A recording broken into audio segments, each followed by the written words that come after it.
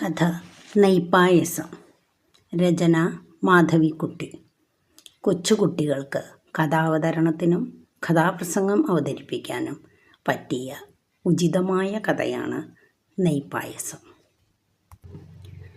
ചുരുങ്ങിയ തോതിൽ ശവദഹനം കഴിച്ചുകൂട്ടി ഓഫീസിലെ സ്നേഹിതന്മാരോട് വേണ്ട പോലെ നന്ദി പ്രകടിപ്പിച്ച് രാത്രി വീട്ടിലേക്ക് മടങ്ങുന്ന ആ മനുഷ്യനെ നമുക്ക് അച്ഛൻ എന്ന് വിളിക്കാം. കാരണം ആ പട്ടണത്തിൽ അയാളുടെ വില അറിയുന്നവർ 3 കുട്ടികൾ മാത്രമേയുള്ളൂ. അവർ അയാളെ അച്ഛാ എന്നാണ് വിളിക്കാറുള്ളത്. ബസ്സിൽ അപരിചിതരുടെ ഇടയിൽ ഇരുന്നു കൊണ്ട് അയാൾ ആ ദിവസത്തിലെ ഓരോ നിമിഷങ്ങളും വെവ്വേറെ എടുത്ത് പരിശോധിച്ചു. രാവിലെ എഴുന്നേറ്റത് തന്നെ അവളുടെ ശബ്ദം കേട്ടിട്ടാണ്. മൂടി പുതച്ച് കിടന്നാ പറ്റുമോ ഉണ്ണിയെ, ഇന്ന് തിങ്കളാഴ്ചയല്ലേ? അവൾ മൂത്ത മകനെ ഉണർത്തുകയായിരുന്നു.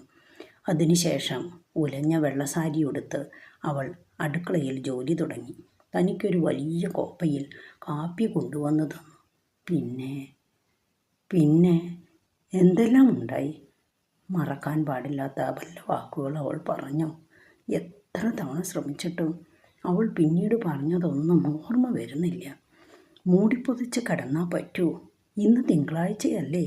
ആ വാക്യം മാത്രം മായാതെ ഓർമ്മയിൽ കിടക്കുന്നു.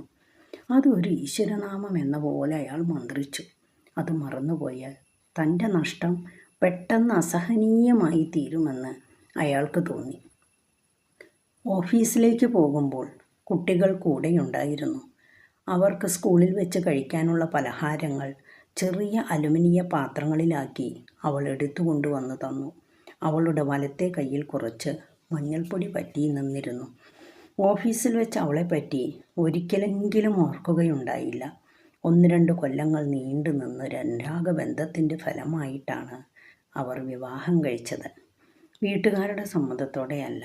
എങ്കിലും അതിനെപ്പറ്റി പശ്ചാത്തപിക്കാൻ ഒരിക്കലും തോന്നിയില്ല. പണത്തിൻ്റെ ക്ഷാമം, കുട്ടികളുടെ അനാരോഗ്യകാലങ്ങൾ, അങ്ങനെ ചില ബുദ്ധിമുട്ടുകൾ അവരെ തളർത്തിക്കൊണ്ടിരുന്നു. അവൾക്ക് വേഷധാരണത്തിൽ ശ്രദ്ധ കുറഞ്ഞു.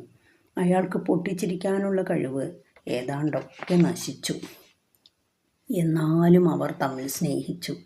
അവരുടെ 3 കുട്ടികൾ അവരെയും സ്നേഹിച്ചു. ആൺകുട്ടികളായിരുന്നു. ഉണ്ണി 10 വയസ്സ്, ബാലൻ 7 വയസ്സ്, രാജൻ 5 വയസ്സ്. മുഖത്ത് എല്ലായ്പ്പോഴും മെഴുക്ക് പറ്റി നിൽക്കുന്ന 3 കുട്ടികൾ. പറയത്തക്ക സൗന്ദര്യമോ സാമർഥ്യമോ ഒന്നുമില്ലാത്തവർ. പക്ഷേ അമ്മയും അച്ഛനും അന്യോന്യം പറഞ്ഞു, ഉണ്ണിക്ക് എൻജിനീയറിങ്ങിലെ വാസന, അവൻ എപ്പോഴും ഓരോന്നുണ്ടാക്കിക്കൊണ്ടിരിക്കും. ബാലനെ ഡോക്ടറാക്കണം, അവൻ്റെ നെറ്റി കണ്ടോ, അത്ര വലിയ നെറ്റി, ബുദ്ധിയുടെ ലക്ഷണം. രാജനിരുട്ടത്ത് നടക്കാനും കൂടി പേടിയില്ല, അവൻ സമർത്ഥന, പട്ടാളത്തിൽ ചേരേണ്ട മട്ട.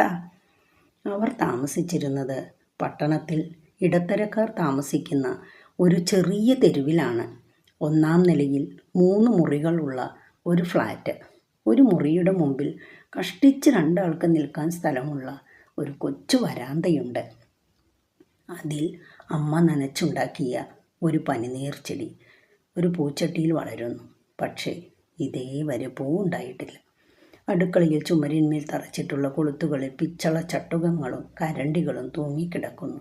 സ്റ്റൗവിൻ്റെ അടുത്ത് അമ്മ ഇരിക്കാറുള്ള ഒരു തേഞ്ഞ പലകയുണ്ട്.